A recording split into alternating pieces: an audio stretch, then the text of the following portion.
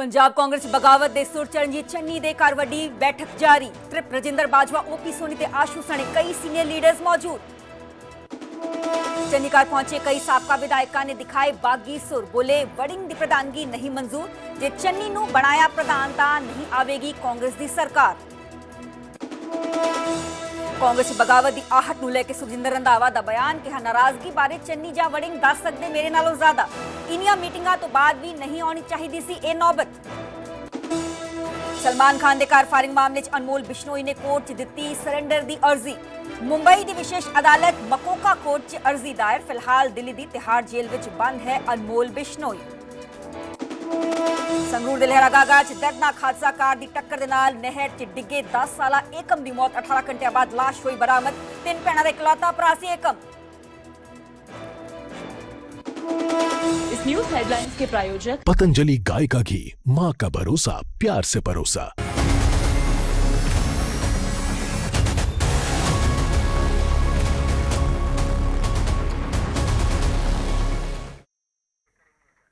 सत श्री अकाल जी, मैं हां सरबजोत कौर। न्यूज़ 18 पंजाब देख रहे सारे दर्शकों का स्वागत है। बुलेटिन की शुरुआत गल पंजाब कांग्रेस की। पंजाब कांग्रेस एक बड़ी बगावत सानू नजर आएगी कि उत्थे जो है कांग्रेस स्प्लिट होंदी सानू विखाई देगी, क्योंकि ये असी इस करके कह रहे हैं क्योंकि साबका सीएम चन्नी दी मोरिंडा रिहाइश ते वड्डी बैठक हो रही है। विचार विमर्श मंथन किया जा रहा है, क्योंकि चन्नी नू प्रधानगी दा औहदा नहीं दिता गया। तो एक हिस्सों च जो लीडर्स वो कहते हुए नजर आ रहे हैं कि चन्नी नू प्रधान बनाया जाए, नहीं तो साडे वालों पूरी तरीके नाल राजा वड़िंग दे नाल कोऑपरेट नहीं किया जाएगा। इस सब दे विचाले एमपी सुखजिंदर रंधावा ने जो चन्नी दे घर मीटिंग हो रही है उससे एक बड़ा बयान दिता। की करने रंधावा, उन्होंने कहा कि नाराजगी बारे मेरे नालों ज्यादा चन्नी ही दस सकते हैं, या इस गल का जवाब राजा वड़िंग दे सकते हैं। मैं अपनी जिम्मेवारी बखूबी निभा रहा। इस गल का जिक्र रंधावा करते हुए नजर आए। सुखजिंदर रंधावा ने कहा कि हाले इन्ने भी माड़े हालात नहीं ने, ये नौबत नहीं आनी चाहिए सी। इन्नियां मीटिंगां तो बाद भी ये नौबत क्यों आई है, सवाल उन्होंने वालों खड़े किए गए। काबिले गौर है कि तस्वीर तुम देख पा रहे कुछ देर पहले इनफैक्ट ये तस्वीर है, क्योंकि राजा माफ करना जो सुखजिंदर रंधावा ने वो देश के गृह मंत्री अमित शाह के नाल मुलाकात करके बाहर निकले। हालांकि तस्वीर तरुण चुग बीजेपी सांसद जो ने वो भी देखे जा सकते हैं। क्या आश्रइयां ये लगाई जा रही सी कि किस तरीके नाल की जो रंधावा ने वो कोई वड्डी राजनीतिक कह सकते हैं कि हलचल करने की कोशिश ने की, उन्होंने वालों किसी होर पार्टी में स्विच ओवर किया जा सकता है, क्योंकि बड़े पद्धर से क्यासरियां लगाई जा रही सी कि रंधावा भी पार्टी हाईकमान तो नाराज चल रहे हैं, क्योंकि राजनीति च कुछ भी पॉसिबल है।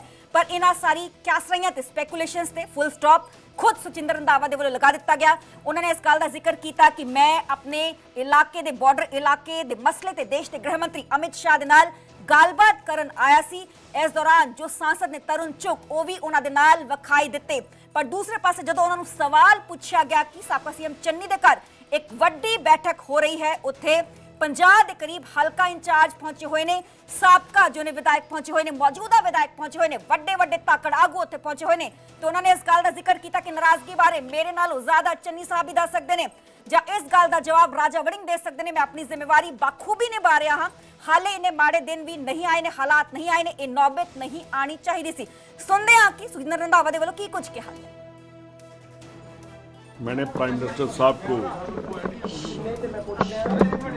4/6/2026 को एक लेटर लिखा था, मेरे ख्याल अप्रॉक्सीमेटली 2 महीने ही हो गए हैं, और उसकी कापी मैंने होम मिनिस्टर साहब को भेजी थी। जो पंजाब के हालात हैं, खास करके Gurdaspur district, Amritsar district, Tarn Taran district जो बॉर्डर बेल्ट और पठानकोट के बारे में, कि कैसे urgent representation of the deterioration of law and order in Punjab international border belt, Pakistan sponsored terror, narco terrorism, gangster and political alignment and political weaponisation of the Punjab police, ये मैंने उनको एक लेटर लिखा था। और उस लेटर के साथ एक मेरे एरिया में बहुत बड़ा गैंगस्टर है, उसकी भी उन्होंने एक, अभी उसकी डेट है 23/6 को एक लेटर निकाली थी, और उसमें जो पंजाब में जो गुरदासपुर और दूसरे इलाकों में कैसे गैंगस्टर चल रहे हैं उनके बारे में मैंने जो नई लेटर थी, जो पहले वाली लेटर थी, इसको उन्होंने इस लेटर के बेस पर मेरे को बुलाया गया और जो लास्ट पैराग्राफ है उसके ऊपर उन्होंने जो मैंने कंक्लूजन निकाल कर लास्ट लेटर में लिखा था उसके ऊपर उन्होंने डिस्कशन भी की और साथ ही मैंने ये कहा कि ये अकेली अगर आप ये कहते हैं कि वहाँ पंजाब गवर्नमेंट है तो मैंने कहा मैं इसके साथ नहीं मानता क्योंकि आपकी इंटेलिजेंस है, आईबी है, आपके पास मिलिट्री इंटेलिजेंस है, रा है, सीबीआई है और कई आपके जो हैं वो है।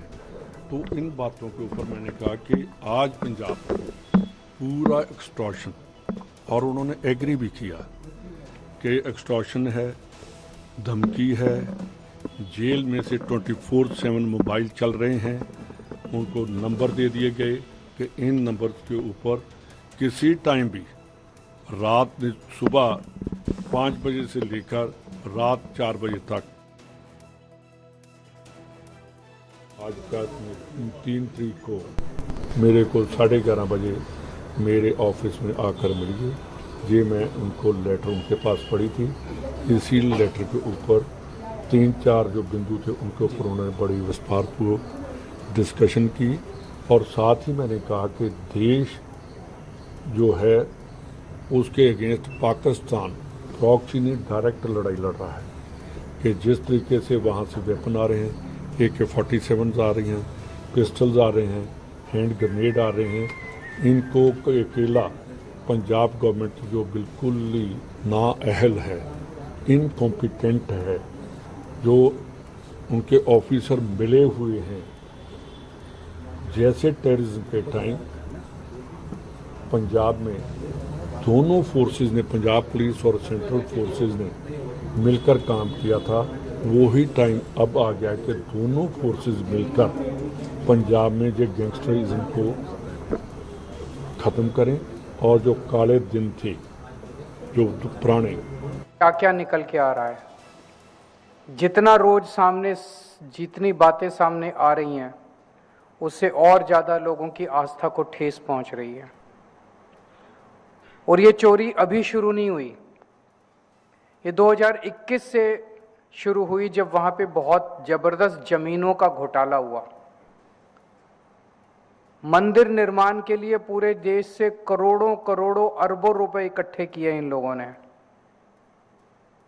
और जिस तरह से इन्होंने पैसे को साइफन ऑफ किया, जैसे 2021 का एक मामला है, एक पाठक परिवार है, उनके पास जमीन थी, उन्होंने जमीन इनकी पार्टी के किसी नेता को 2 करोड़ रुपए में बेची। अयोध्या में उनकी जमीन थी पाठक परिवार की, उन्होंने वो जमीन 2 करोड़ रुपए में इनके किसी नेता को बेची, इनकी पार्टी के, और 10 मिनट के अंदर उस नेता ने वो जमीन टेम्पल ट्रस्ट को 18 करोड़ रुपए में बेच दी इन 10 मिनट्स। 2 करोड़ की जमीन 10 मिनट के अंदर 18 करोड़ की हो गई। तो जाहिर तौर पे 16 करोड़ रुपए जो आप लोगों ने चंदा दिया था मंदिर के निर्माण के लिए, वो 16 करोड़ रुपए साइफन ऑफ कर लिए गए। और ये फ्रंट पेज पे अखबारों के अंदर उन दिनों में छपा, सब लोगों को पता था। इसी तरह से एक 3 करोड़ की जमीन टेम्पल ट्रस्ट ने 24 करोड़ में खरीदी। इसी तरह से 9 करोड़ की एक जमीन 55 करोड़ में खरीदी। तो इस तरह से 14 करोड़ की जमीनें 95 करोड़ में खरीदी। इसके कागज जनता के बीच में चारों तरफ हैं। जमीनों को 1 रुपए की जमीन को 10 रुपए में खरीद के इन्होंने आपके द्वारा दिए गए राम मंदिर निर्माण के चंदे को साइफन ऑफ किया। फिर जब मंदिर बनने लगा, बता रहे हैं 40% इंजीनियर्स ने गवाही दी है, इंजीनियर्स ने रिकॉर्ड पे स्टेटमेंट दिया है कि 40% कमीशन हर टेंडर के अंदर ली गई। ऐसे तो सरकारों के अंदर होता है, जिस तरह से इन्होंने भगवान को धोखा दिया है। और अब निकल के आ रहा है कि किस तरह से चढ़ावे की चोरी हो रही थी। सीसीटीवी कैमरे की जब फुटेज सामने आई है जितनी, उससे पता चला 40 दिन में 70 बार चोरी होने के फुटेज के अंदर एविडेंस सामने आए हैं। 40 दिन में 70 टाइम्स लोग उसके अंदर सीसीटीवी के अंदर चोरी करते हुए दिखाई दे रहे हैं, और 8 महीने की सीसीटीवी की फुटेज डिलीट कर दी इन लोगों ने। तो चोरी हुई है, तो मैंने जो आपको बताया, this is just tip of the iceberg. पता नहीं कितनी चोरी हुई है। चोरी हुई, लेकिन एक सबसे बड़ा सवाल जो हर राम भक्त के दिल में है, हर हिंदू के मन में है, हर सनातनी के मन में है, सजा मिलेगी क्या? बड़े लोग पकड़े जाएंगे क्या? ऐसा लगता नहीं है, क्योंकि जब से ये मामला सामने आया, पूरा मामला दबाने की पूरी कोशिश की जा रही है, सबूतों को हटाने की कोशिश की जा रही है, सबूतों को मिटाने की कोशिश की जा रही है, गवाहों को डराया जा रहा है, और पूरे के पूरे मामले को लीपापोती करने की की जा रही है। लेकिन मैं देख रहा हूं कि टीवी चैनल के ऊपर जब एंकर आते हैं, तो एंकर कहते हैं नहीं नहीं, मोदी जी सजा दिलाएंगे, मोदी जी बड़े बड़े लोगों को सजा, किसी को बख्शेंगे नहीं मोदी जी। मोदी जी को, वो कह रहे हैं मोदी जी को पता नहीं था अभी तक, अब पता चला है। मैं कहना चाहता हूं, लोग ये नहीं मानते कि मोदी जी को अभी तक पता नहीं था। मोदी जी को सब पता था। मोदी जी ने ट्रस्ट बनाया, उस ट्रस्ट के अंदर जितने लोग थे, एक एक आदमी मोदी जी का अपना आदमी है। मोदी जी ने पिक कर करके, चूज कर करके अपने आदमियों को ट्रस्ट में रखा। चंपत राय मोदी जी का अपना पर्सनल खास आदमी है। मोदी जी ने चंपत राय को इस मंदिर का सर्वे सर्वा बनाया, सारी पावर उसके पास थी, सारा मैनेजमेंट चंपत राय के पास था, एक पत्ता नहीं हिल सकता था पूरे मंदिर में चंपत राय के बिना, और चंपत राय को स्पेशली मोदी जी ने चूज करके वहां पे बिठाया। तो जो लोग कह रहे हैं कि मोदी जी को पता नहीं था, मैं उनसे पूछना चाहता हूं कि इतनी चोरी इतने दिन से चल रही थी, मोदी जी को पता नहीं था? 2 करोड़ रुपए की जमीन 18 करोड़ रुपए की बिकी, सारे अखबारों के फ्रंट पेज पे छपा, मोदी जी को पता नहीं चला? 3 करोड़ की जमीन 24 करोड़ में बिकी, सारे अखबारों में छपा, मोदी जी को पता नहीं था? 14 करोड़ की जमीन 95 करोड़ रुपए में, और सारे कागज पब्लिक डोमेन में है, मोदी जी को पता नहीं था? कंस्ट्रक्शन के अंदर 40% की कमीशन मांगी जा रही थी, मोदी जी को पता नहीं चला? चढ़ावे के अंदर इतनी चोरी हो गई, 200 किलो की ईंट, चांदी की ईंटें गायब हो गई, भगवान का हार गायब हो गया, भगवान की पादुका गायब हो गई, भगवान के ऊपर चढ़ाए हुए हीरे जवाहरात गायब हो गए, मोदी जी को पता नहीं चला? 40 दिन के अंदर सीसीटीवी कैमरे में 70 बार चोरी पकड़ी गई, मोदी जी को पता नहीं चला? 8 महीने के सीसीटीवी के फुटेज गायब हो गई, मोदी जी को पता नहीं चला? उस ट्रस्ट के अंदर एक सेंट्रल गवर्नमेंट का रिप्रेजेंटेटिव भी है, उसने भी मोदी जी को कुछ नहीं बताया। इस देश के हर बूथ पे कौन सा वोटर किस पार्टी का वोटर है, और किसकी वोट कटवानी है और किसकी वोट जुड़वानी है, वो मोदी जी को सब पता है। एसआईआर के अंदर किसकी वोट कटवानी है, किसकी वोट जुड़वानी है, वो मोदी जी को सब पता है। लेकिन चंदे की चोरी की, भगवान राम के चोरी के बारे में मोदी जी को पता नहीं चला? ऐसा कैसे हो सकता? उनको पता तो सब था। हमें सूत्रों से पता चला है कि आईबी ने 12 रिपोर्ट दी थी मोदी जी को चंदा चोरी के बारे में, राम मंदिर में हो रहे घोटाले के बारे में, लेकिन मोदी जी ने कुछ नहीं है। आपने क्या एक्शन लिया मोदी जी ने? आप केवल और केवल अपने लोगों को बचा रहे थे। हम ये नहीं कह रहे कि पैसा मोदी जी तक पहुंचा, इसका हमारे पास कोई सबूत नहीं है, इस पे हम कोई टिप्पणी नहीं कर रहे, लेकिन सारा घटनाक्रम यह दिखाता है कि मोदी जी एक्टिवली अपने लोगों को बचाने के लिए सारे मामले पे रफा दफा करने की पूरी कोशिश कर रहे हैं। क्या किया उन्होंने? जब चोरी सामने आई, जब मामला सर से ऊपर हो गया, जब पानी सर से ऊपर हो गया, तो क्या किया? एक लूली लंगड़ी एसआईटी बना दी। मैं भी कानून की जानकार हूं, मैं इनकम टैक्स में काम कर चुका हूं। एफआईआर के बिना एसआईटी बन ही नहीं सकती। यह एसआईटी गैर कानूनी है, इस एसआईटी के पास कोई पावर नहीं है। एसआईटी किसी को गिरफ्तार नहीं कर सकती, एसआईटी रेड नहीं मार सकती, एसआईटी किसी को समन नहीं कर सकती, उस एसआईटी के पास कोई पावर नहीं है। लूली लंगड़ी एसआईटी बना दी। उस एसआईटी के पास संजय सिंह जो हमारी आम आदमी पार्टी के हैं, वो सारे जमीनों के घोटाले के जब कागज लेके गए तो एसआईटी कहती है जमीनों का घोटाला इंक्वायर करने की हमारी पावर नहीं है। तो क्या पावर है इनकी? जमीनों का घोटाला इंक्वायर नहीं कर रहे, कंस्ट्रक्शन में हुए घोटाले को इंक्वायर नहीं कर रहे, क्या इंक्वायर कर रही है एसआईटी? 2021 में जब जमीनों का घोटाला निकला तब भी इन्होंने एसआईटी बना दी थी। उस एसआईटी का क्या हुआ कुछ पता नहीं है किसी को, कोई एफआईआर नहीं हुई, कोई गिरफ्तार नहीं हुआ, कोई एक्शन नहीं हुआ, वो एसआईटी मर गई। अब भी एसआईटी भी मर जाएगी। बेसिकली लोगों की धूल झोंक, उनको पता है पब्लिक मेमोरी बड़ी छोटी है, 15-15 दिन इनको एक्सटेंशन देते रहेंगे, ये एसआईटी भी मर जाएगी। अब उन्होंने एक फर्जी एफआईआर दर्ज कराई है। उस एफआईआर में 8 छोटे छोटे लोगों को पकड़ा है। 8 छोटे छोटे जो नोट गिनते थे उनसे 80 लाख रुपए की रिकवरी हुई है। 200 करोड़ का कैश गायब हो गया, उसमें से 80 लाख रुपए की रिकवरी हुई। अपनी शाबाशी दे रहे हैं कि हमने एक्शन, कुछ टीवी चैनल वाले एंकर कह रहे हैं मोदी जी ने एक्शन ले लिया, 8 लोगों की गिरफ्तारी। वो 8 लोगों से 80 लाख रुपए की गिरफ्तारी हुई है। 200 करोड़ तो पता नहीं है 125 साल लगाएंगे 200 करोड़ की वो करने के लिए। सबसे मजे की बात है, इन 8 लोगों को गिरफ्तार किया। जब भी किसी की गिरफ्तारी होती है तो पुलिस कस्टडी लेती है उसकी, उससे पूछताछ करती है। हाँ भाई, कहाँ से चोरी की, कितना पैसा चोरी किया, कहाँ रखा है, तुम्हारे और कौन, करती है ना पूछताछ। अगर पुलिस, इनको पुलिस पूछताछ कुछ नहीं हुई, इनको सीधा जुडिशियल कस्टडी में भेज दिया, पुलिस कस्टडी नहीं ली। तो इनको सबको बोल रखा है चिंता मत करो, 2-4 दिन में बेल करा देंगे तुम्हारी। तो जो 8 छोटे छोटे लोग हैं वो भी फर्जी है, वो भी 2-4 दिन में उनकी बेल करा देंगे ये लोग। और 2 लोगों ने इस्तीफा दिया। चंपत राय ने बता रहे हैं इस्तीफा दिया है, लेकिन रोज अयोध्या से कहानी आ रही है मंदिर आज भी चंपत राय चला रहा है, आज भी पूरा मंदिर उसी के घर। तो इस्तीफे भी फर्जी हैं, गिरफ्तारी भी फर्जी है, एफआईआर भी फर्जी है। ऐसा तो मोदी जी पूरा लगे हुए हैं इस मामले को रफा दफा करने के लिए। इनके एक बहुत बाहुबली नेता हैं ब्रजभूषण सिंह, बीजेपी के।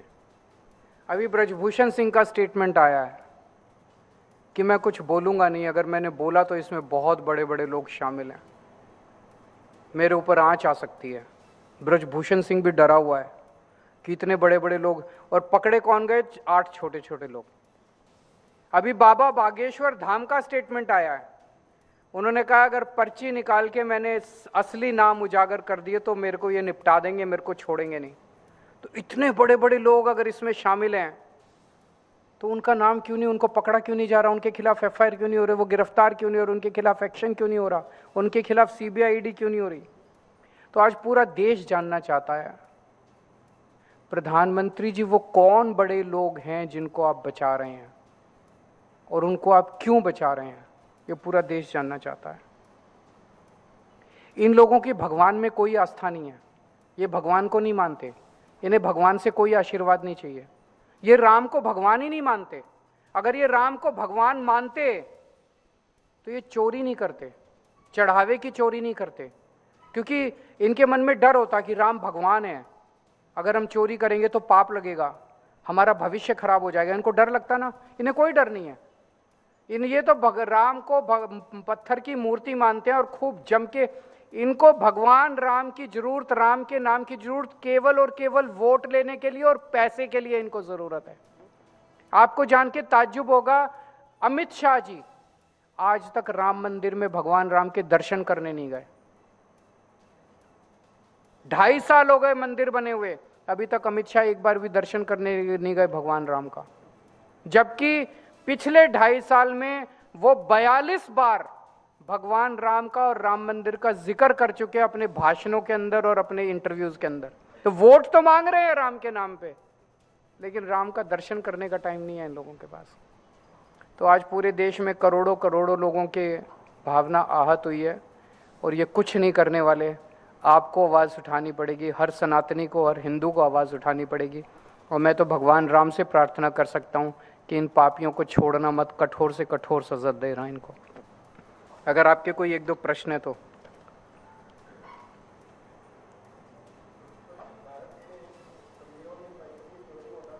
हैं जी?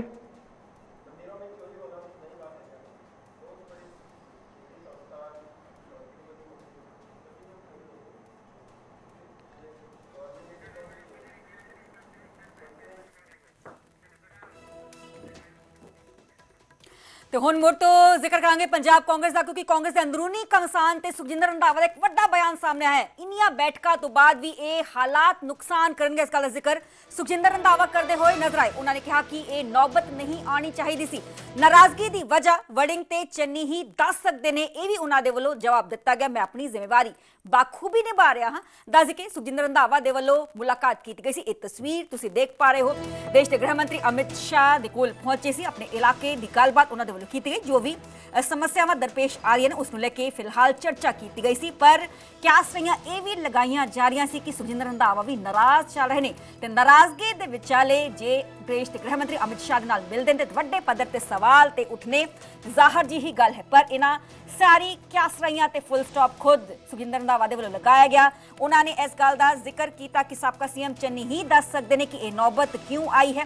ਰਾਜਾ ਵੜਿੰਗ ਹੀ ਦੱਸ ਸਕਦੇ ਨੇ। ਕਾਬਿਲ ਗੌਰ ਹੈ ਕਿ ਹਾਲ ਫਿਲਹਾਲ 'ਚ ਜਦੋਂ ਇਹ ਪੂਰੀ ਲਿਸਟ ਹਾਈ ਕਮਾਂਡ ਦੇ ਵੱਲੋਂ ਜਾਰੀ ਕੀਤੀ ਗਈ ਤੇ ਉਸ ਦੌਰਾਨ ਜੋ ਪ੍ਰਧਾਨਗੀ ਦਾ ਅਹੁਦਾ ਜੋ ਹੈ ਚੰਨੀ ਨੂੰ ਨਹੀਂ ਦਿੱਤਾ ਗਿਆ। ਹਾਲਾਂਕਿ ਚੰਨੀ ਨੂੰ ਕੈਂਪੇਨ ਕਮੇਟੀ ਦਾ ਚੇਅਰਮੈਨ ਜ਼ਰੂਰ ਲਗਾਇਆ ਗਿਆ, ਪਰ ਵੱਡੇ ਪੱਧਰ ਤੇ ਸਵਾਲ ਖੜੇ ਹੋ ਰਹੇ ਸੀ ਕਿ ਸੁਖਜਿੰਦਰ ਰੰਧਾਵਾ ਉਹਨਾਂ ਦੇ ਨਾਲ ਹੀ ਸਾਬਕਾ ਸੀਐਮ ਚੰਨੀ ਨਾਰਾਜ਼ ਹਾਈ ਕਮਾਂਡ ਤੋਂ ਚੱਲ ਰਹੇ। चन्नी जी जो आप देख सकते हैं कि उनकी बैठक क्या है, ये उनकी है। मैं दिल्ली में हूँ। मैं कल भी केसी वेणुगोपाल जी से मिला था। अंदर मेरे राजस्थान के प्रेसिडेंट बैठे हैं, हम राजस्थान की बात कर रहे हैं। जो चन्नी जी से मेरे से ज़्यादा अच्छा जवाब चन्नी जी दे सकते हैं, जहाँ राजा वड़िंग दे सकते हैं। जनरल सेक्रेटरी से ऊपर कोई भी जिम्मेदारी नहीं होती। मैं अपनी जिम्मेदारी बखूबी निभा रहा। मनीष तिवारी जी अपनी बात का आप जवाब देंगे, वो उनका है। मैं सिर्फ हाँ, मेरे आज से नहीं, उनके जब फादर थे, मेरे फादर सभी बहुत क्लोज फ्रेंड थे। आज भी हम क्लोज फ्रेंड हैं, पर मेरी एक दो दिन से क्योंकि वो बाहर गए थे उनसे बात नहीं हुई। किसी भी लिस्ट के आने के बाद ऐसी बात हो जानी तो वो नुकसान तो करती है। ये तो मेरी एक आदत बन गई है कि मैं सच्चाई बोल देता हूँ, पता नहीं उसका मतलब क्या निकले। तो अभी देखिए कि इतने बुरे हालात भी नहीं हैं जो आप कह रहे हैं, पर सोचने वाली बात है कि ये नौबत नहीं आनी चाहिए थी। इतना मीटिंग्स करके और उसके बाद भी सेटिस्फाइड ना होना, ये दुख वाली बात है। ਤੇ ਹੁਣ ਚਲਾਂਗੇ ਮੁਰਿੰਡਾ, ਜਿੱਥੇ ਕਿ ਸੀਐਮ ਚਰਨਜੀਤ ਸਿੰਘ ਚੰਨੀ ਦੇ ਘਰ ਇੱਕ ਵੱਡੀ ਬੈਠਕ ਲਗਾਤਾਰ ਜਾਰੀ ਹੈ। ਸਾਬਕਾ ਮੰਤਰੀ ਤੇ ਮੌਜੂਦਾ ਵਿਧਾਇਕ ਤ੍ਰਿਪਤ ਰਜਿੰਦਰ ਬਾਜਵਾ ਵੀ ਇਸ ਬੈਠਕ 'ਚ ਸ਼ਾਮਲ ਹੋਏ ਨੇ। ਤਕਰੀਬਨ 50 ਤੋਂ ਵੱਧ ਹਲਕਾ ਇੰਚਾਰਜ ਨੇ ਜੋ ਇਸ ਬੈਠਕ ਦਾ ਹਿੱਸਾ ਬਣੇ ਨੇ। ਸਾਬਕਾ ਡਿਪਟੀ ਸੀਐਮ ਅੰਮ੍ਰਿਤਸਰ ਦਾ ਇੱਕ ਵੱਡਾ ਨਾਮ, ਹਿੰਦੂ ਚਿਹਰਾ ਮਾਝਾ ਦਾ ਇੱਕ ਵੱਡਾ ਨਾਮ ਓਪੀ ਸੈਣੀ, ਸਾਬਕਾ एमपी मोहम्मद सदीक भी मौजूद ने, साबका मंत्री पाठभूषण आशु गुरप्रीत कांगड़ भी बैठक च मौजूद ने, साबका मंत्री गुरकीरत कोटली भी चन्नी दे घर ही मौजूद ने। मंथन किया जा रहा है क्योंकि हरेक आगू दे वल्लों रोज कितना किते असंतुष्टि विखाई गई है, जो कि लिस्ट कांग्रेस हाई कमान दे वल्लों जारी की गई है। तस्वीरां कुछ देर पहला दी तुसीं देख पा रहे हो किस तरीके नाल इस घर च जो कि रिहाइश है साबका सीएम चन्नी दी, इत्थे वड्डे पद्धर ते हलचल सानूं देखण नूं मिली क्योंकि खुल के इत्थे जो लीडर सी, आगू सी, वो हाई कमान दे वल्लों जो फैसला लिया गया सी उस ते नाराजगी खुले पद्धर ते प्रगटांदे होए विखाई दिते। उन्होंने इस गल दा जिक्र किया कि सानू चन्नी ही प्रधान चाहिए ने। ते मेरे नाल मेरे सोगी हरसिमरत कौल लाइव जुड़े ने। हरसिमरत की कुछ हलचल किस तरीके की तस्वीर घर दे बाहर की कुछ तुहाडे कोल जानकारी, कदों तक ये मीटिंग कंक्लूड हो जाएगी? बिल्कुल देखो सरब जो ਤੁਹਾਨੂੰ ਦੱਸਿਆ ਕਿ ਮੀਟਿੰਗ ਹੈ ਜਿਹੜੀ ਅੱਜ ਸਵੇਰੇ 11 ਵਜੇ ਤੋਂ ਇੱਥੇ ਆਗੂ ਪਹੁੰਚਣਾ ਸ਼ੁਰੂ ਹੋ ਗਏ ਸੀਗੇ ਤੇ ਹਾਲੇ ਤੱਕ ਜਾਂਦੇ ਹੋਏ ਨਜ਼ਰ ਆ ਰਹੇ ਨੇ। ਫਿਲਹਾਲ ਤੁਹਾਨੂੰ ਦੱਸ ਦਿੰਦੇ ਹਾਂ ਕਿ ਓਪੀ ਸੋਨੀ ਹੋਰੀ ਨੇ ਜਿਹੜੇ ਉਹ ਫਿਲਹਾਲ ਮੀਟਿੰਗ ਦੇ ਵਿੱਚੋਂ ਚਲੇ ਗਏ ਨੇ। ਹਾਲਾਂਕਿ ਮੀਡੀਆ ਦੇ ਨਾਲ ਉਹਨਾਂ ਨੇ ਗੱਲਬਾਤ ਨਹੀਂ ਕੀਤੀ, ਪਰ ਫਿਰ ਵੀ ਹਾਲੇ ਮੀਟਿੰਗ ਹੈ ਜਿਹੜੀ ਉਹ ਕੰਟੀਨਿਊ ਹੈ। ਤਸਵੀਰਾਂ ਅਸੀਂ ਤੁਹਾਨੂੰ ਲਗਾਤਾਰ ਇੱਥੇ ਦਿਖਾ ਦਿੰਦੇ ਹਾਂ ਕਿਉਂਕਿ ਹੁਣ ਮੀਟਿੰਗ ਹੈ ਜਿਹੜੀ ਮੀਟਿੰਗ ਚੱਲਦੇ ਨੂੰ ਵੀ ਤਕਰੀਬਨ 3 ਘੰਟੇ ਤੋਂ ਜ਼ਿਆਦਾ ਦਾ ਸਮਾਂ ਹੋ ਗਿਆ ਹੈ ਤੇ ਤੁਹਾਨੂੰ ਦੱਸ ਦਿੰਦੇ ਹਾਂ ਕਿ ਇੱਥੇ ਹੁਣ ਕੁਝ ਆਗੂ ਨੇ ਜਿਹੜੇ ਉਹ ਵਾਪਸੀ ਜਾਣ ਦੀ ਵੀ ਤਿਆਰੀ ਹੈ ਜਿਹੜੀ ਉਹ ਕਰ ਰਹੇ ਨੇ ਔਰ ਕੁਝ ਆਗੂ ਨੇ ਜਿਹੜੇ ਉਹ ਇੱਥੇ ਹੀ ਹਾਲੇ ਰੁਕ ਕੇ ਅਗਲੀ ਮੀਟਿੰਗ ਦਾ ਜਿਹੜੀ ਚਰਚਾ ਹੈਗੀ ਹੈ ਉਹ ਕਰ ਰਹੇ ਨੇ। ਦੂਜੇ ਪਾਸੇ ਤੁਹਾਨੂੰ ਦੱਸ ਦਈਏ ਕਿ ਮੀਟਿੰਗ ਚੱਲ ਰਹੀ ਹੈ ਫਿਲਹਾਲ। ਇਸ ਤੋਂ ਬਾਅਦ ਜਦੋਂ ਇਹ ਬਾਹਰ ਨਿਕਲਣਗੇ ਉਦੋਂ ਦੇਖਣਾ ਹੋਏਗਾ ਕਿ ਕੀ ਕੁਝ ਕਹਿੰਦੇ ਨੇ। ਨਾਲ ਹੀ ਨਾਲ ਤੁਹਾਨੂੰ ਆ ਵੀ ਦੱਸੀਏ ਕਿ ਇਸ ਨੂੰ ਲੈ ਕੇ ਕੀ ਕੁਝ ਰਹੇਗਾ। ਅਸੀਂ ਮੇਰੇ ਨਾਲ ਮੇਰੇ ਸਹਿਯੋਗੀ ਉਮੇਸ਼ ਹੈਗੇ ਨੇ, ਉਹਨਾਂ ਨਾਲ ਵੀ ਅਸੀਂ ਗੱਲ ਕਰ ਲੈਣੇ ਕਿਉਂਕਿ ਲਗਾਤਾਰ ਸਪੌਟ ਦੇ ਉੱਤੇ ਅਸੀਂ ਸੀਗੇ। ਤਾਂ ਉਮੇਸ਼ ਕਿਵੇਂ ਦੇਖਦੇ ਹੋ ਤੁਸੀਂ ਇਸ ਚੀਜ਼ ਨੂੰ, ਜਿਵੇਂ ਦਾ ਸਿਨੈਰੀਓ ਹੈ ਇਸ ਵੇਲੇ ਚਰਨਜੀਤ ਚੰਨੀ ਹੋਰਾਂ ਦੇ ਇੱਕ ਤਾਂ ਘਰ ਦੇ ਬਾਹਰ ਹੈ ਤੇ ਦੂਜਾ ਪਾਰਟੀ ਦਾ? ਉਹਨੇ ਓਪੀ ਸੋਨੀ ਨਿਕਲੇ ਨੇ ਔਰ ਬੜੀ ਤੇਜ਼ੀ ਨਾਲ ਗੱਡੀ ਉਹਨਾਂ ਦੀ ਗਈ ਹੈ। ਇਟ ਮੀਨਸ ਕਿ ਜਿਹੜੀ ਮੀਟਿੰਗ ਹੈ ਜਿਹਨੂੰ ਬਗਾਵਤੀ ਸੁਰ ਕਿਹਾ ਜਾ ਰਿਹਾ ਹੈ ਕਿ ਕਾਂਗਰਸ 'ਚ ਦੋ ਫੜ ਹੋਣ ਜਾ ਰਿਹਾ ਹੈ, ਲੇਕਿਨ ਇਹ ਦੋ ਝੰਡੇ ਸਵੇਰੇ ਲੱਗੇ ਨੇ। ਇੱਕ ਵਾਰ ਮੈਂ ਵਿਜ਼ੂਅਲ ਕਹਾਂਗਾ ਜਰੂਰ ਦਿਖਾਉਣ ਦੁਆਰਾ, ਇਹ ਸਵੇਰੇ ਝੰਡੇ ਫਰੈਸ਼ ਲਗਾਏ ਗਏ ਨੇ। ਤੁਸੀਂ ਇੱਥੇ ਸਵੇਰ ਤੋਂ ਕਵਰ ਕਰ ਰਹੇ ਸੀ, ਬਿਲਕੁਲ ਸਾਡੇ ਸਾਹਮਣੇ ਲੱਗੇ ਨੇ ਝੰਡੇ, ਸਾਹਮਣੇ ਲੱਗੇ ਨੇ। ਇਹਦਾ ਮਤਲਬ ਕੀ ਹੈ? ਸੰਦੇਸ਼ ਦੇਣ ਦਾ ਹਾਈ ਕਮਾਂਡ ਨੂੰ ਵੀ ਕਿ ਨਹੀਂ ਅਸੀਂ ਕਾਂਗਰਸ 'ਚ ਹਾਂ। ਇਹ ਮੀਟਿੰਗ ਹੈ, कैंपेन कमेटी का चेयरमैन चन्नी ਨੂੰ ਬਣਾਇਆ ਗਿਆ, लेकिन ये दसा जा रहा है कि चन्नी नाखुश है, लेकिन ये झंडे दस रहे हैं कि नहीं कांग्रेस है। लीडर हले कोई आके बोलेगा या जिदा रंधावा ने दिल्ली बयान दिता है वो भी इंपोर्टेंट है कि चन्नी का जवाब चन्नी देंगे, अजय माकन का जवाब अजय देंगे माकन देंगे ते राजा वड़िंग देंगे उन्होंने जवाब। लेकिन ये क्या कि ये नहीं होना चाहिए सी और ਜਿਹੜੇ ਬਿਆਨਬਾਜ਼ੀ ਕੱਲ ਤੋਂ ਦੇਖ ਰਹੇ ਕੁਛ ਰਿਹਾ, ਲੇਕਿਨ ਅਸਲੀ ਗੱਲ ਹੈ ਕਿ ਕਿਆ ਚਰਨਜੀਤ ਚੰਨੀ ਬੋਲਣਗੇ ਜਾਂ ਫਿਰ ਕੋਈ ਲੀਡਰ ਬਾਹਰ ਆ ਕੇ ਐਕਸੈਪਟ ਕਰਨਗੇ ਕਿ ਹਾਂਜੀ ਮੀਟਿੰਗ ਦਾ ਮੁੱਦਾ ਕੀ ਹੈ। ਹੁਣ ਬਲਕੌਰ ਸਿੰਘ ਹੈ ਸਿੱਧੂ ਮੂਸੇਵਾਲਾ ਦੇ ਫਾਦਰ, ਸ਼ੁਰੂ ਤੋਂ ਹੀ ਰਾਜਾ ਵੜਿੰਗ ਨੇ ਐਂਟਰੀ ਕਰਾਈ ਸਿੱਧੂ ਮੂਸੇਵਾਲਾ ਦੀ ਔਰ ਉਹਨਾਂ ਦੇ ਬੜੇ ਕਰੀਬੀ ਰਹੇ ਨੇ ਔਰ ਅੱਜ ਉਹ ਵੀ ਇਸ ਮੀਟਿੰਗ 'ਚ ਪਹੁੰਚੇ ਨੇ। ਤਾਂ ਫਿਰ ਇਹ ਸੰਕੇਤ ਕੀ ਦਿੰਦਾ ਹੈ ਕਿ ਆਪਣੇ ਤੋਂ ਜ਼ਿਆਦਾ, ਹਾਲਾਂਕਿ ਪ੍ਰਗਟ ਸਿੰਘ ਨਹੀਂ ਪਹੁੰਚੇ, ਸੁਖਪਾਲ ਖਹਿਰਾ ਨਹੀਂ ਪਹੁੰਚੇ, ਕੁਝ ਇਹੋ ਜਿਹੇ ਵੀ ਲੀਡਰ ਜਿਹੜੇ ਨਹੀਂ ਪਹੁੰਚੇ, ਤਾਂ ਅੱਜ ਇਹ ਜੂਰਾ ਜਮਾਵੜਾ ਮੋਰਿੰਡਾ 'ਚ ਲੱਗਿਆ ਹੋਇਆ। ਲੇਕਿਨ ਪਿਛਲੇ ਮੈਨੂੰ ਲੱਗਦਾ ਅਗਲੇ 1 ਘੰਟੇ ਤੱਕ 1.5 ਘੰਟੇ ਤੱਕ ਹੋਰ ਸਥਿਤੀ ਸਾਫ਼ ਹੋਏਗੀ, ਕਿਉਂਕਿ ਸਵੇਰ ਤੋਂ ਜਿੱਦਾਂ ਤੁਸੀਂ ਕਵਰ ਕਰ ਤੁਸੀਂ ਦੇਖਿਆ ਹੋਣਾ ਕਿ ਲੀਡਰ ਦੀ ਬਿਆਨਬਾਜ਼ੀ ਬੜੀ ਬੈਲੈਂਸ ਵੀ ਆ ਰਹੀ ਹੈ। ਜਿਹੜੇ ਅੰਦਰ ਤੋਂ ਆ ਰਹੇ ਨੇ, ਕਈ ਵਾਰ ਜਿਹੜੇ ਐਕਸਐਮਐਲਏ ਬੋਲ ਕੇ ਵੀ ਗਏ ਨੇ, ਲੇਕਿਨ ਜਿਹੜੇ ਭਾਰਤ ਭੂਸ਼ਣ ਆਸ਼ੂ ਵਰਗੇ ਨੇ ਜਾਂ ਜਿਹੜੇ ਦੇਖ ਰਹੇ ਨੇ ਸਿਚੁਏਸ਼ਨ ਨੂੰ, ਉਹ ਆ ਕੇ ਬੋਲਣਗੇ ਜਾਂ ਕੋਈ ਵੱਡੀ ਸਟੇਟਮੈਂਟ ਦੇਣਗੇ, ਇੰਤਜ਼ਾਰ ਰਹੇਗਾ। ਬਿਲਕੁਲ ਦੇਖੋ ਉਮੇਸ਼, ਅਸੀਂ ਵੀ ਸਵੇਰ ਦੇ ਇਸ ਸੁਜਿੰਦਰ ਰੰਧਾਵਾ ਦੀ ਸਟੇਟਮੈਂਟ ਦਾ ਮੈਂ ਜਿਵੇਂ ਜ਼ਿਕਰ ਕਰਾਂ, ਉਹਨਾਂ ਨੇ ਸਾਫ਼ ਤੌਰ ਤੇ ਇਹ ਗੱਲ ਕਹੀ ਹੈ ਕਿ ਇੱਥੋਂ ਤੱਕ ਇਹ ਨੌਬਤ ਨਹੀਂ ਆਣੀ ਚਾਹੀਦੀ ਸੀ, ਕਿਉਂਕਿ ਬੈਕ ਟੂ ਬੈਕ ਦਿੱਲੀ 'ਚ ਮੀਟਿੰਗਾਂ ਹੋਈਆਂ, ਹਰ ਇੱਕ ਦੀ ਰਾਏ ਲਈ ਗਈ, ਪਰ ਉਸ ਤੋਂ ਬਾਅਦ ਵੀ ਇਹ ਨੌਬਤ ਆਈ। ਸਵਾਲ ਉਹਨਾਂ ਦੇ ਵੱਲੋਂ ਖੜੇ ਕੀਤੇ ਗਏ ਨੇ, ਇਸ ਬਿਆਨ ਦੇ ਕੀ ਮਾਇਨੇ ਕੱਢੇ ਜਾਣ? ਇਹੀ ਮਾਇਨੇ ਨੇ ਕਿ ਇਹ ਜਿਹੜੀ ਮੀਟਿੰਗ ਹੈਗੀ ਹੈ ਕਈਆਂ ਦੀ ਅੱਖਾਂ ਦੇ ਵਿੱਚ ਰੜਕਦੀ ਪਈ ਹੈ, ਕਿਉਂਕਿ ਜੋ ਹਾਈ ਕਮਾਂਡ ਨੇ ਫੈਸਲਾ ਦੇ ਦਿੱਤਾ ਇਸ ਗੁੱਟ ਨੇ ਨਾ ਮਨਜ਼ੂਰ ਕੀਤਾ। ਇਹਦੇ ਵਿੱਚ ਦੋ ਚੀਜ਼ਾਂ ਨੇ ਸਰਬਜੋਤ, ਦੇਖੋ ਕੈਂਪੇਨਿੰਗ ਕਮੇਟੀ ਦੇ ਪ੍ਰਧਾਨ ਬਣਨ ਮਗਰੋਂ ਚੰਨੀ ਚੁੱਪ ਹੋ ਜਾਂਦੇ ਨੇ, ਸ਼ਾਂਤ ਹੋ ਜਾਂਦੇ ਨੇ, ਇੱਕ ਦਿਨ ਬਾਅਦ ਇਹ ਮੀਟਿੰਗ ਕਾਲ ਕਰ ਲਿੱਤੀ ਜਾਂਦੀ ਹੈ। ਹੁਣ ਇਹ ਮੀਟਿੰਗ ਕੈਂਪੇਨਿੰਗ ਹੈੱਡ ਦੇ ਵਜੋਂ ਬੁਲਾਈ ਗਈ, ਇਹ ਸਾਫ਼ ਨਹੀਂ ਕੀਤਾ ਗਿਆ। ਹੁਣ ਇਹ ਮੀਟਿੰਗ ਕਿਉਂ ਚੱਲ ਰਹੀ ਹੈ, ਇਹ ਸਾਫ਼ ਨਹੀਂ ਕੀਤਾ ਗਿਆ। ਪਰ ਇਸ ਮੀਟਿੰਗ ਦੇ ਵਿੱਚ ਉਹ ਲੀਡਰ ਆਏ ਜੋ ਕਿਤੇ ਨਾ ਕਿਤੇ ਚੰਨੀ ਦੇ ਨਾਲ ਨੇ, ਚੰਨੀ ਗਰੁੱਪ ਦੇ ਨਾਲ ਹੈਗੇ ਨੇ, ਔਰ ਕੁਝ ਐਦਾਂ ਦੇ ਵੀ ਨੇ ਜੋ ਪਾਰਟੀ 'ਚ ਬੇਸ਼ੱਕ ਨਹੀਂ ਹੈਗੇ ਪਰ ਪਾਰਟੀ ਦੇ ਵੱਲੋਂ ਚੋਣਾਂ ਪਹਿਲਾਂ ਲੜੇ ਹੋਏ ਨੇ ਜਾਂ ਪਾਰਟੀ ਦੇ ਵਿੱਚ ਚੋਣ ਲੜੇ ਪਰ ਹਾਰ ਗਏ। ਤਾਂ ਅਜਿਹੇ ਬਹੁਤ ਸਾਰੇ ਸਿਨੈਰੀਓ ਨੇ ਜਿਹੜੇ ਉਹ ਬਣਦੇ ਨਜ਼ਰ ਆ ਰਹੇ ਨੇ। ਹਾਲ ਹੀ ਦੇ ਵਿੱਚ ਜਿਹੜੇ ਪ੍ਰਵਕਤਾ ਹੈਗੇ ਨੇ ਉਹਨਾਂ ਦੇ ਸਟੇਟਮੈਂਟਸ ਸਾਹਮਣੇ ਆਈਆਂ, ਉਹਨਾਂ ਨੇ ਸਾਫ਼ ਤੌਰ ਤੇ ਇਹਨੂੰ ਬਗਾਵਤ ਕਰਾਰ ਦਿੱਤਾ ਹੈ ਤੇ ਦੂਜੇ ਪਾਸੇ ਸੁਖਜਿੰਦਰ ਰੰਧਾਵਾ ਵੀ ਕਹਿੰਦੇ ਲੱਗਿਆ ਹੋਇਆ ਹੈ। ਇਹ ਇਸ ਗੱਲ ਨੂੰ ਤੇ ਦਰਸਾਉਂਦਾ ਹੈ ਕਿ ਇਹ ਸਾਰੇ ਕਾਂਗਰਸ ਪਾਰਟੀ ਦੇ ਨਾਲ ਨੇ। ਇੱਕ ਸੁਨੇਹਾ ਮੈਸੇਜ ਦੇਣ ਦੀ ਕੋਸ਼ਿਸ਼ ਕੀਤੀ ਗਈ ਹੈ, ਪਰ ਸਭ ਤੋਂ ਵੱਡਾ ਸਵਾਲ ਜੇ ਕਾਂਗਰਸੀ ਆਗੂਆਂ ਤੋਂ ਪੂਰੀ ਜੋ ਹੈ ਇਹ ਸਵਾਲ ਜਵਾਬ ਲਏ ਗਏ ਸੀ, ਉਹਨਾਂ ਦੀ ਰਾਏ ਲਈ ਗਈ ਸੀ ਦਿੱਲੀ 'ਚ ਪਹੁੰਚਾ ਕੇ, ਜੋ ਹਲਕਾ ਇੰਚਾਰਜ ਨੇ ਉਹ ਉੱਥੇ ਪਹੁੰਚੇ ਸੀ, 1-on-1 ਮੀਟਿੰਗਸ ਹੋਈਆਂ ਸੀ। ਤੇ ਉਸ ਤੋਂ ਬਾਅਦ ਕੀ ਕਿਹਾ ਜਾ ਸਕਦਾ ਕਿ ਜਿੰਨੇ ਵੀ ਵਰਕਰ ਸੀ ਉਹਨਾਂ ਦੀ ਆਵਾਜ਼ ਨੂੰ ਦਬਾਇਆ ਗਿਆ, ਕਿਉਂਕਿ ਇੱਕ ਹੀ ਸਿਰ 'ਚ ਲੀਡਰ ਕਹਿੰਦੇ ਹੋਏ ਨਜ਼ਰ ਆਏ ਕਿ ਅਸੀਂ ਤੇ ਚਾਹੁੰਦੇ ਸੀ ਕਿ ਚੰਨੀ ਨੂੰ ਪ੍ਰਧਾਨ ਬਣਾਇਆ ਜਾਏ। ਬਿਲਕੁਲ ਦੇਖੋ ਵੱਡੀ ਗਿਣਤੀ ਦੇ ਵਿੱਚ ਆਗੂਆਂ ਨੂੰ ਅਗਰ ਉੱਥੇ ਬੁਲਾਇਆ ਗਿਆ ਤਾਂ ਉਹਨਾਂ ਨੇ ਇਹੀ ਗੱਲ ਕਹੀ ਹੋਏਗੀ। ਸਰਬਜੋਤ, ਅੱਜ ਜਿਹੜੇ ਲੀਡਰਸ ਆਏ ਇਹਨਾਂ ਦੀ ਕਾਊਂਟਿੰਗ ਬੜੀ ਮਾਇਨੇ ਰੱਖਦੀ ਹੈ, ਕਿਉਂਕਿ ਹਾਈ ਕਮਾਂਡ ਨੇ ਵੀ 1-on-1 ਕੀਤਾ ਹੈ, ਹਾਈ ਕਮਾਂਡ ਦੇ ਕੋਲ ਵੀ ਆ ਸਾਰੇ ਲੀਡਰ ਗਏ ਨੇ, ਤਾਂ ਕਾਊਂਟਿੰਗ ਦੇ ਜ਼ਰੀਏ ਪਤਾ ਲੱਗ ਜਾਏਗਾ ਕਿ ਕਿੰਨੇ ਲੀਡਰ ਸੱਚੀ ਦੇ ਵਿੱਚ ਜਾ ਕੇ ਚਰਨਜੀਤ ਚੰਨੀ ਦਾ ਨਾਂ ਲੈ ਕੇ ਆਏ ਨੇ। ਇਹਦੇ ਉੱਤੇ ਬੜਾ ਤਰੀਕੇ ਨਾਲ ਗੌਰ ਕਰਨਾ ਪਏਗਾ, ਕਿਉਂਕਿ ਹਲਕਾ ਇੰਚਾਰਜਾਂ ਦੀ ਮੀਟਿੰਗ ਸੀ, ਜ਼ਿਲ੍ਹਾ ਪ੍ਰਧਾਨਾਂ ਦੀ ਮੀਟਿੰਗ ਹੋਈ, ਨਾਲ ਹੀ ਨਾਲ ਐਮਐਲਏਸ ਦੀ ਮੀਟਿੰਗ ਹੋਈ, ਫਿਰ ਜਿਹੜੇ ਕੈਬਨਿਟ 'ਚ ਰਹੇ ਹੋਏ ਆ ਪਹਿਲਾਂ ਐਕਸ ਵਜ਼ੀਰ ਨੇ ਉਹਨਾਂ ਦੀ ਮੀਟਿੰਗ ਹੋਈ। ਉਹ ਅੱਜ ਇੱਥੇ ਵੀ ਪਹੁੰਚੇ ਆ, ਕਈ ਚਿਹਰੇ ਨਹੀਂ ਨਜ਼ਰ ਆਏ, ਪ੍ਰਗਟ ਸਿੰਘ ਹਾਲੇ ਨਹੀਂ ਨਜ਼ਰ ਆਏ, ਦੇਖੋ ਪਰ ਰਾਣਾ ਗੁਰਜੀਤ ਪਹੁੰਚੇ ਆ, ਭਾਰਤ ਭੂਸ਼ਣ ਆਸ਼ੂ ਇੱਥੇ ਪਹੁੰਚੇ ਆ, ਓਪੀ ਸੋਨੀ ਪਹੁੰਚੇ ਸੀ, ਉਹ ਚਲੇ ਗਏ ਨੇ ਫਿਲਹਾਲ ਮੀਟਿੰਗ ਅਟੈਂਡ ਕਰਕੇ। ਤਾਂ ਇਹ ਚੀਜ਼ਾਂ ਦੇ ਉੱਤੇ ਨਜ਼ਰ ਬੜੀ ਰੱਖਣੀ ਪਏਗੀ ਕਿ ਜਿਹੜੇ ਆਗੂ ਅਗਰ ਇੱਥੇ ਪਹੁੰਚੇ ਤਾਂ ਜ਼ਾਹਰ ਤੌਰ ਤੇ ਉਹ ਦਿੱਲੀ ਜਾ ਕੇ ਵੀ ਚੰਨੀ ਦਾ ਪੱਖ ਪੂਰਦੇ ਹੋਏ ਨਜ਼ਰ ਆਏ ਹੋਣਗੇ। ਹਾਈ ਕਮਾਂਡ ਨੇ ਉਦੋਂ ਇਗਨੋਰ ਕਰਤਾ ਤੇ ਹਾਈ ਕਮਾਂਡ ਹੁਣ ਇਸ ਮੀਟਿੰਗ ਨੂੰ ਕਿਸ ਤਰੀਕੇ ਲੈਂਦੀ ਹੈ ਇਹ ਵੀ ਦੇਖਣ ਵਾਲੀ ਗੱਲ ਹੋਏਗੀ।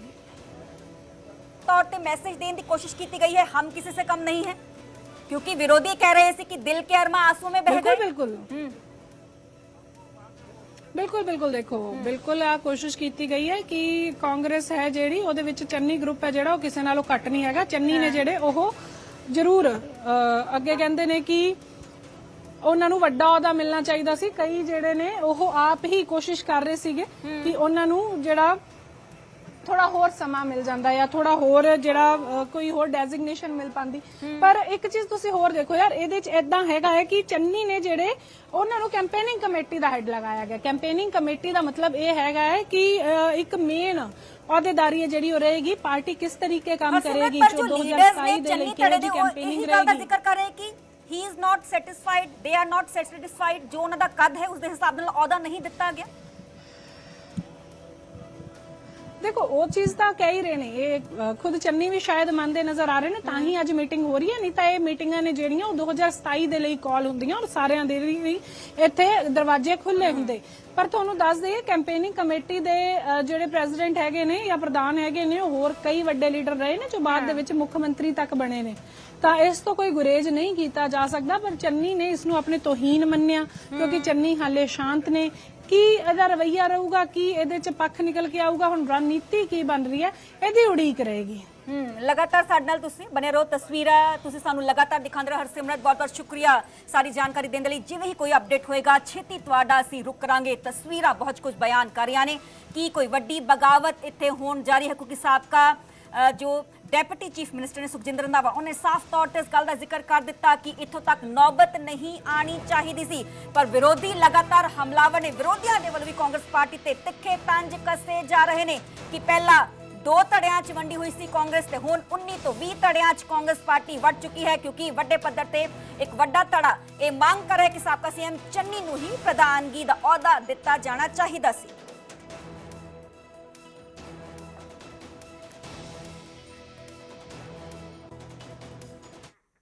ਤੇ ਸਭ ਦੇ ਵਿਚਾਲੇ ਜੋ ਵਿਰੋਧੀ ਨੇ ਕਿਤਨਾ ਕਿਤੇ ਛੁਟਕੀ ਲੈਂਦੇ ਹੋਏ ਵਿਖਾਈ ਦੇ ਰਹੇ ਨੇ। ਚੰਨੀ ਦੇ ਘਰ ਮੀਟਿੰਗ ਨੂੰ ਲੈ ਕੇ ਰਵਨੀਤ ਬਿੱਟੂ ਨੇ ਨਿਸ਼ਾਨਾ ਸਾਧਿਆ ਹੈ। ਰਾਜਾ ਵੜਿੰਗ ਪਿੱਛੇ ਇੱਕ ਵੀ ਕਾਂਗਰਸੀ ਲੀਡਰ ਨਹੀਂ ਹੈ, ਇਸ ਗੱਲ ਦਾ ਜ਼ਿਕਰ ਰਵਨੀਤ ਬਿੱਟੂ ਕਰਦੇ ਹੋਏ ਨਜ਼ਰ ਆਏ ਨੇ। ਪੰਜਾਬ ਕਾਂਗਰਸ ਨੇ ਰਾਹੁਲ ਗਾਂਧੀ ਦੀ ਲਿਸਟ ਪਾੜ ਕੇ ਸੁੱਟ ਦਿੱਤੀ ਹੈ। ਫੈਸਲੇ ਦੇ ਵਿਰੋਧ ਲਈ ਕਾਂਗਰਸ ਦੇ ਲੀਡਰਾਂ ਦਾ ਕਸੂਰ ਬਿਲਕੁਲ ਵੀ ਨਹੀਂ ਹੈ ਤੇ ਹਾਈ ਕਮਾਨ ਕਸੂਰਵਾਰ ਹੈ ਜਿਸਨੇ ਲੀਡਰਸ਼ਿਪ ਦੀ ਗੱਲ ਨਹੀਂ ਸੁਣੀ ਹੈ। ਰਾਹੁਲ ਗਾਂਧੀ ਜ਼ਿੱਦੀ ਹੈ, ਉਸਨੇ ਸਾਰੀ ਪਾਰਟੀ ਖਤਮ ਕਰ ਦਿੱਤੀ ਹੈ। ਇਸ ਗੱਲ ਦਾ ਜ਼ਿਕਰ ਰਵਨੀਤ ਬਿੱਟੂ ਕਰਦੇ ਹੋਏ ਨਜ਼ਰ ਆਏ। ਬਿੱਟੂ ਨੇ ਕਿਹਾ ਕਿ ਰਾਜਾ ਵੜਿੰਗ ਵੀ ਚੰਨੀ ਦੇ ਘਰ ਚਲੇ ਜਾਣ ਤਾਂ ਹੀ ਚੰਗਾ ਹੈ ਕਿਉਂਕਿ ਬੀਤੇ ਕੱਲ ਵੀ ਇੱਕ ਪ੍ਰਤੀਕਰਮ ਰਵਨੀਤ ਬਿੱਟੂ ਦਾ ਸਾਹਮਣੇ ਆਇਆ ਸੀ। ਉਹਨਾਂ ਨੇ ਇਸ ਗੱਲ ਦਾ ਜ਼ਿਕਰ ਕੀਤਾ ਸੀ ਕਿ ਜਿਨ੍ਹਾਂ ਕਾਂਗਰਸੀਆਂ ਨੂੰ ਅਹੁਦੇ ਦਿੱਤੇ ਗਏ ਨੇ ਉਹਨਾਂ ਨੂੰ ਤੇ ਵਧਾਈ ਹੈ, ਜਿਨ੍ਹਾਂ ਨੂੰ ਅਹੁਦੇ ਨਹੀਂ ਦਿੱਤੇ ਗਏ ਉਹ ਆਪਣੇ ਆਪ ਨੂੰ ਕਾਂਗਰਸੀ ਨਾ ਸਮਝਣ ਤੇ ਇੱਕ ਵਾਰ ਮੁੜ ਤੋਂ ਕਿਸੇ ਵੇਲੇ ਕਾਂਗਰਸ ਪਾਰਟੀ ਦਾ ਹਿੱਸਾ ਰਹੇ। ਹੁਣ ਮੌਜੂਦਾ ਸਮੇਂ 'ਚ ਭਾਜਪਾ ਨੇ ਇੱਕ ਵੱਡਾ ਅਹੁਦਾ ਉਹਨਾਂ ਦੇ ਕੋਲ ਹੈ। ਕਾਂਗਰਸ ਪਾਰਟੀ ਦੇ ਤਿੱਖੇ ਨਿਸ਼ਾਨੇ ਸਾਧ ਰਹੇ ਨੇ। ਚੰਨੀ ਦੇ ਘਰ ਮੀਟਿੰਗ ਨੂੰ ਲੈ ਕੇ ਰਵਨੀਤ ਬਿੱਟੂ ਕਹਿ ਰਹੇ ਨੇ ਕਿ ਰਾਜਾ ਵੜਿੰਗ ਦੇ ਪਿੱਛੇ ਇੱਕ ਵੀ ਕਾਂਗਰਸੀ ਲੀਡਰ ਨਹੀਂ ਹੈ। ਪੰਜਾਬ ਕਾਂਗਰਸ ਨੇ ਰਾਹੁਲ ਗਾਂਧੀ ਦੀ ਲਿਸਟ ਪਾੜ ਕੇ ਸੁੱਟ ਦਿੱਤੀ। ਫੈਸਲੇ ਦੇ ਵਿਰੋਧ ਲਈ ਕਾਂਗਰਸ ਦੇ ਲੀਡਰਾਂ ਦਾ ਕਸੂਰ ਬਿਲਕੁਲ ਵੀ ਨਹੀਂ ਹੈ। ਬਿੱਟੂ ਕਹਿ ਰਹੇ ਨੇ ਕਿ ਹਾਈ ਕਮਾਨ ਕਸੂਰਵਾਰ ਹੈ ਜਿਸਨੇ ਲੀਡਰਸ਼ਿਪ ਦੀ ਗੱਲ ਨਹੀਂ ਸੁਣੀ। ਰਾਹੁਲ ਗਾਂਧੀ ਜ਼ਿੱਦੀ ਹੈ ਪਰ ਉਸਨੇ ਸਾਰੀ ਪਾਰਟੀ ਨੂੰ ਖਤਮ ਕਰ ਦਿੱਤਾ।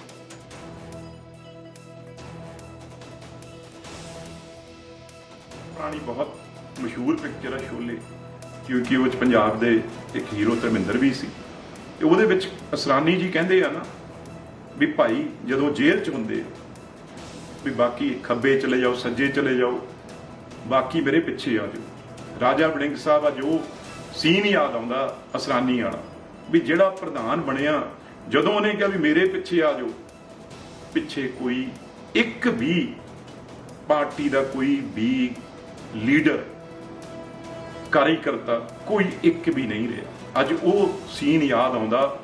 ਅੱਜ ਉਹ ਪਾਰਟੀ ਪ੍ਰਧਾਨ ਸਤਿਕਾਰਯੋਗ ਰਾਜਾ ਵੜਿੰਗ ਸਾਹਿਬ ਨਾਲ ਹੋਈ ਆ।